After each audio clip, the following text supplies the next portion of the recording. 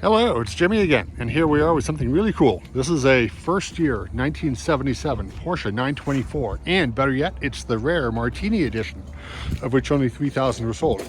Not much left of the Martini bits, which is basically a tape job, stripe package. But yeah, I mean, let's talk about this thing. As you guys most likely know, the 924 was originally a collaboration between Volkswagen and Porsche. VW basically paid Porsche to develop a little sports car for them, and then VW pulled out in the mid-70s and sold the whole thing back to Porsche, who decided that they wanted another front engine rear-wheel drive water-cooled vehicle. Since they'd already been working on the 928, however, the 924 did actually beat the 928 to market by just a little bit. So pretty interesting. This was designed by Harm Legay, Porsche's designer. It's wonderful coupe styling, which definitely inspired some other cars, such as the later mid-80s RX-7 and a few other ones. Obviously, this shape eventually became a little embiggened with bigger fenders, and became the 944. Then the front got restyled, became the 968. But it all started here, introduced in mid-75 in Europe, and came to the US in mid-76 as a 77 model. This one here was built in January of 77, I believe, which makes it quite an early example. And it's definitely been sitting out for a long time, but let's check it out. I mean, very cool. We all know, pop headlights are neat. Had these cool bumpers that fit inside, that telescoped out a little bit from the bodywork. Body color, which is nice. Here you have your Bosch fog lights underneath. Little bumper pads underneath. Got these large reflectors on the sides. Part of the Martini package was the white wheels, which definitely made it stand out. There was someone, I think when I was in high school in the mid-80s, a girl actually had one. And it was a good looking car. I mean, it was white like this, and the Martini stripes went right along the fender all the way to the back of the car. And here we can see a few little remnants of them. It's obviously the famous Martini livery. And it looked good on these, the blue, white, and red. Yeah, blue, white, red, and black on the white car. It definitely stood out and looks nice. So, what else do we have here? Obviously, this big taillights. We all know how much I like those. Like I said, another reflector here. This all carried over to the later 944. This is nice. Early Porsches actually had metal badging on the back, not just stickers, which is neat.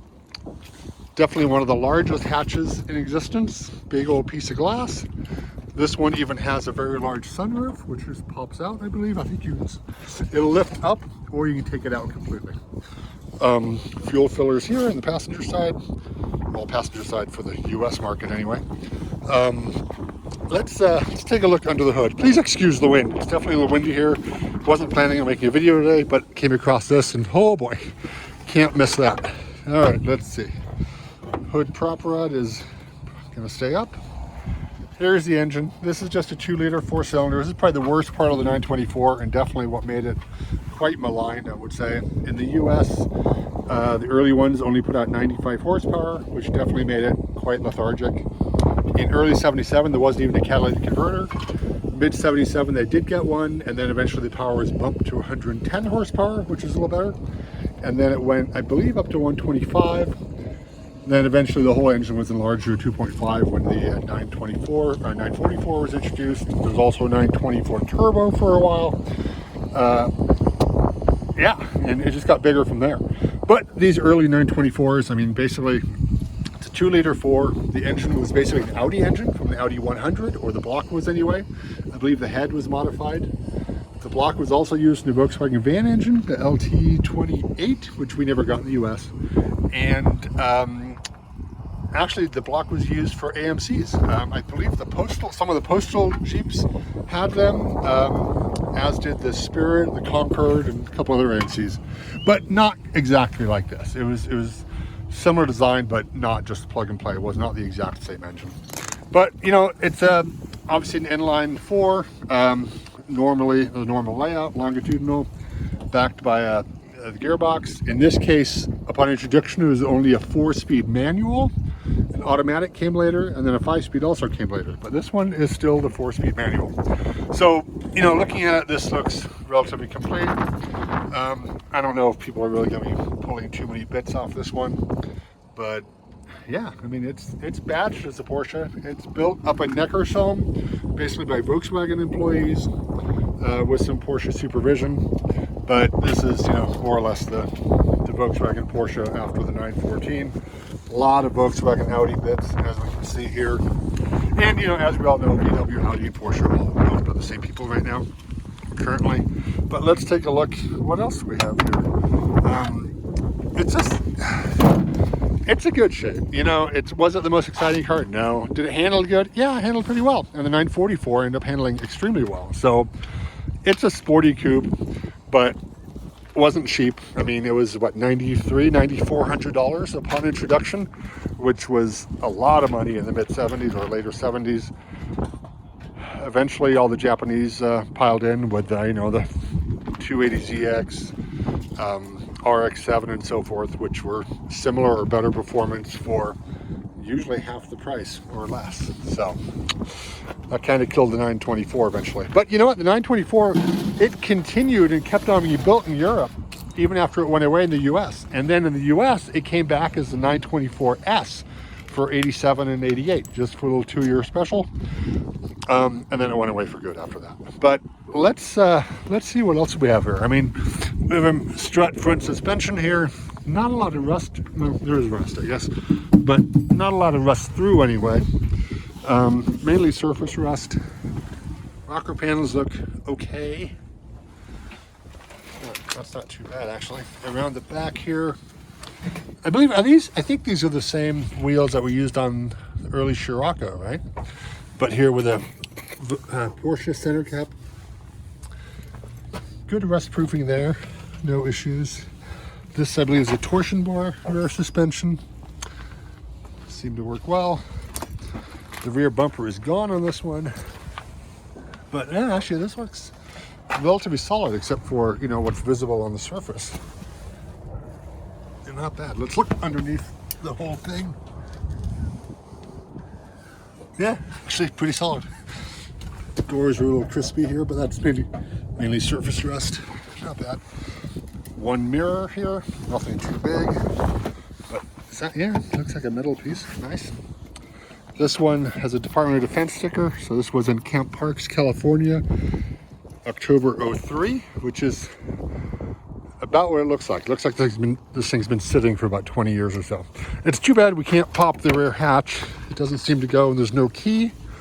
There is a rear wiper, which is nice. Yeah, let's actually look inside now. Oh, look at that. Part of the Martini package, I believe, got you the orange reddish carpet, which is awesome. I mean, it just really pops, makes it stand out. You got black vinyl seats. Nice door panel, actually looks good. Super modern. This is recognizable from anybody who's ever had a Volkswagen, an air-cooled Volkswagen. And these are very Volkswagen-esque also. Windows wind down, as they should. Here's the color. Oh, look, it's Polizei Weiß, which means police white.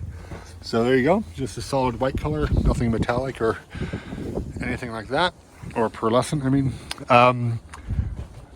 This is the obviously very early 924, and the 924, even in the 87, 88 versions, kept this original dash, which I did not like in the 80s. I'm actually warming up to it again these days. It doesn't look that bad. There's not a lot of dash top surface here, so you're sitting. It's kind of nice. Makes the cabin pretty airy, actually. You have the 2-spoke steering wheel, the Porsche logo in the middle. And then you had, what, lots of gauges here. You had the fuel tank, temperature. Oh, look, you had a light for the EGR, exhaust gas recirculation sensor. 150 mile an hour speedometer, 51,356 miles showing. It could be 150 or could just be 50. Very cool here. A 8,000 RPM tachometer with a 6,500 RPM red line, and really cool how they start it down the bottom right and the red line is straight up. That's the racing thing. Love these flat paddle turn signals here. Unleaded fuel only. Oh, that's interesting. I wonder if this does have a catalytic converter then. This was, oh, it does. Catalyst approved for import. Okay, I didn't think it did. So when was this built? 0177. So January 77. Does have a cat, so maybe this has 110 horsepower. Not actually positive anymore. Interesting. But the serial number is 924-7211142. In case anybody wants to look that up or see if there's anything more online about that. Let's keep looking here. It is just a 4-speed, as I said. You have a nice Blaupunkt pull-out radio. Gotta like that with a handle. Very cool. And then you had more gauges here. You had a pressure, a clock, and a voltmeter. So that's kind of nice. Cigarette lighter in the middle. You had these cool vents that actually say Porsche on the little adjusters. Actually, this Porsche 924. I was not aware they did that. There's your fan speed in cooler or hotter. And then down here, max defrost, move all levers right. So right now we would be max defrosting, or you can adjust cold to hot. I guess that's fan speed also. So with this fan speed, maybe there's a supplemental fan, or this is just to turn off outside air. I'm not quite sure actually. So wild. But let's see what else. Handbrake was here on the left, which is neat. You kind of step over it. Hood release there. 3 pedals as expected. Lights are down here. Nice. And then back here is a whole bunch of junk. Actually, let's go to the other side and take a quick look, all right? Since we can't get in the back of this thing, let's see if we can look at the passenger side at least. And oh, there's a mirror here too. I wasn't sure if there were 2. And then this is cool. This says Porsche 1976 World Champion. Nice. They got that sticker too. Very, very cool. So here we are. Okay, here we are on the passenger side. Let's look in the glove box. There's a little, it's an ashtray, which actually goes here. So there's a spare, got some mints, which is nice. Freshen that breath if you don't have any Banaka. Some pills, not so nice. And here you had, looks like a socket for whatever, maybe your radar detector, your Valentine 1, if you remember those. Here's the fuel filler lid with key. Let's pop that back on, why don't we? Nice. And then here, so let's see, oh, this is interesting. So this actually looks like it's an AC knob in a second set of the center gauges. So you got rid of the clock and you could put AC in. That's interesting. Nice. Well, maybe this one actually has AC. We should take a look again. I think maybe it did actually. So maybe he pulled the AC didn't work and then he swapped it out. Who knows? Then you had buttons here. I don't know what these buttons are. This one, oh, that probably the antenna. And these are blanks. But cool little shifter with that little knob. And the boot there. And then like Volkswagen, like all VWs, to adjust the seat back, you just crank the knob. And could you, I think, did you have to do that to get in the back? God, that'd be horrible. I don't think so. There must be a quick release somewhere, which I'm just not seeing, but maybe it's, oh, there it is. Underneath these, let's take a look. Oh, this seat's in great shape. Look at that. That looks really good. It's torn there, but yeah, that seat back looks lovely, I must say. So let's do that. So here's a bunch of parts from not a 944. Are these 911 bits? I wonder, 911, 912? Because look at that rear window over there. That kind of looks like a 911 rear, doesn't it? Interesting. I wonder, oh, can I climb in here? Excuse me for a second. I don't think I can. Oh, there's a newspaper. I want to get the newspaper and see how old this thing, how long it's been sitting around. Hang on a sec. So we can get that thing. Excuse me here. All right, here we go. So climb back out. Let's take a look. The Independent. Saturday, March 11, 2000. So Sacramento. So this is from California. So yeah, this thing looks like it's been sitting for 20 something years. So San Francisco's largest home delivered circulation. So San Francisco newspaper, the auto section.